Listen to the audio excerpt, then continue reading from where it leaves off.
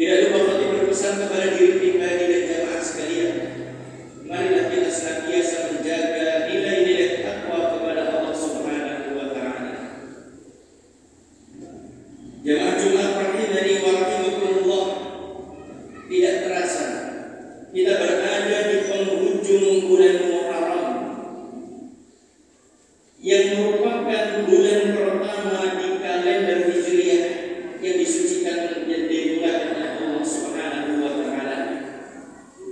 Namun sangat disayangkan banyak di antara kita mengingat awal bulan Muharram ketika berada di akhir sudah merupakan begitu saja, tanpa pernah memikirkan, tanpa pernah memaksimalkan bagaimana ibadah bertambah di bulan yang mulia ini. Allah Subhanahu wa Ta'ala menetapkan dalam satu tahun terdapat 12 bulan, dan Allah Subhanahu wa Ta'ala muliakan di antaranya 4 bulan yang dikenal dengan Ashhurul Hurum. Allah Ta'ala berfirman, inna iddatash syuhuri indallahi 12 syahran fi kitabillah yauma khalaqas samawati wal ardh minha arba'atun hurum dzalika ad-dinul qayyim.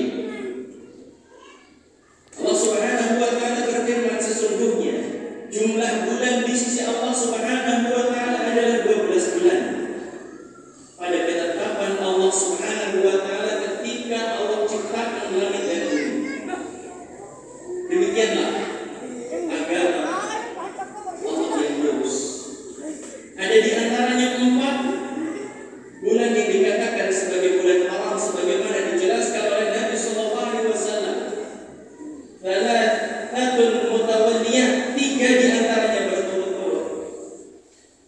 Dzulqa'dah, Dzulhijjah, Muharram, wa Rajab Mudhar baina Jumada wa Sya'ban, dan Rajab yang terletak di antara Jumada Tsani dan bulan Sya'ban. Salah satu dari bulan haram tersebut adalah bulan Muharram yang Nabi sallallahu alaihi wasallam menyebutkan tentang keistimewaannya. Di dalamnya ada hari Asyura. Yang Nabi sallallahu alaihi wasallam beliau bersabda, afdhalus siyam ba'da Ramadan syahrullahi al-Muharram.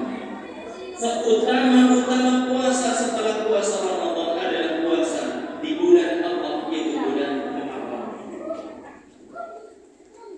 Jamaah Jumat rahimani wa rahimakumullah.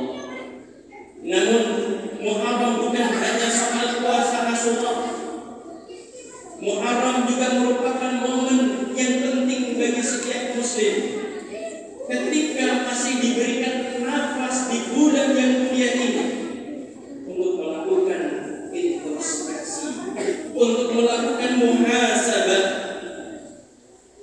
Maka marilah kita bertanya kepada diri kita dan jawablah dengan jujur di dalam hati kita pertanyaan-pertanyaan berikut ini. Sudahkah kita mengawali tahun dengan kebaikan dan cita-cita untuk meningkatkan keimanan serta amal ibadah kepada Allah Subhanahu wa Ta'ala atau belum?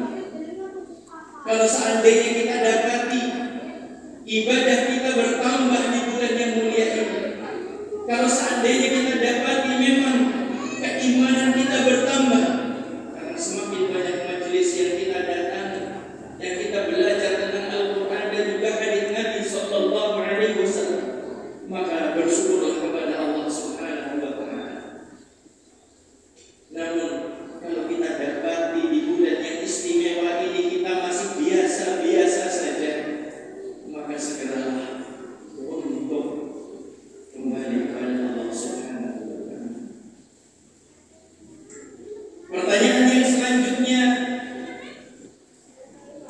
sudahkah kita memaksimalkan tobat di bulan yang mulia ini? Panutan kita Nabi sallallahu alaihi wasallam senantiasa memperbanyak istighfar dan taubat kepada Allah. Dalam satu riwayat disebutkan sampai 70 kali, riwayat yang lain disebutkan 100 kali. Ya ayuhan nas, tubu ila Allah wastaghfiru. Wahai sekalian manusia, bertobatlah kalian kepada Allah dan beristighfar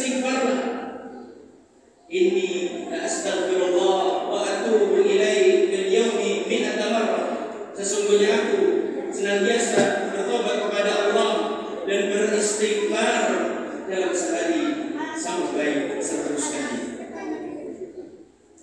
Jemaah yang dimuliakan Allah,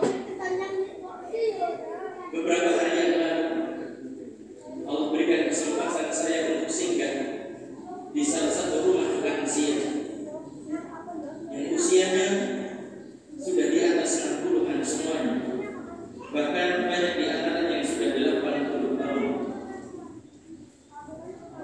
Ketika materi kajian sudah disampaikan, diberikan kesempatan untuk bertanya. Salah satu yang ada di situ seorang ibu yang sudah lanjut usia, dan untuk memegang mikrofon tangannya sudah bergetar, mengangkat tangan dan bertanya, "Ustaz, adakah ampunan yang diberikan oleh Allah kepadaku? Dosaku terlalu banyak. Di masa muda dulu, sebelum aku sadar, banyak sekali waktu sholat yang aku tinggalkan. Demikian juga dosa-dosa yang lain. Masihkah ada ampunan dari Allah Subhanahu wa Ta'ala?" Ini yang senantiasa harus kita munculkan di kehidupan kita. Adakah ampunan Allah yang akan diberikan kepada kita atau tidak? Memang Allah Subhanahu wa Ta'ala adalah Ghafur. Al-Ghafur, satu di antara nama Allah Subhanahu wa Ta'ala yang Maha memberi ampunan. Namun apakah perbuatan kita menjadikan kita layak mendapatkan ampunan dari Allah atau tidak? Ini yang jadi masalah. Terkadang istighfar kita adalah bukan pada tempatnya. Ketika kita didolimi orang lain, seorang mengatakan, "Astagfirullah, jahat banget orang itu sama saya." Yang seharusnya seorang beristighfar adalah ketika dia melakukan kesalahan, ketika dia mendolimi orang-orang. Jemaah Jumat rahimani wa rahimakumullah, sudahkah kita memaksimalkan tobat kepada Allah Subhanahu wa Ta'ala?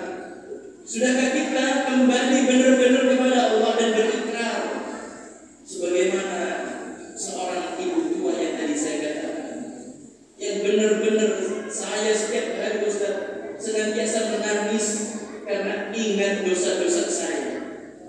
Setiap hari saya nutup kesalahan saya dengan maksimal sholat. Di awal waktu saya iringi dengan zikir, dengan doa, semoga Allah berkenan mengampuni dosa-dosa saya. Jemaah Jumat rahimani wa rahimakumullah. Demikian juga di antara pertanyaan yang perlu kita tanyakan kepada diri kita masing-masing adalah, sudahkah kita menjaga keistiqomahan dalam beramal ataukah belum? Karena sesungguhnya amal yang dikerjakan secara terus-menerus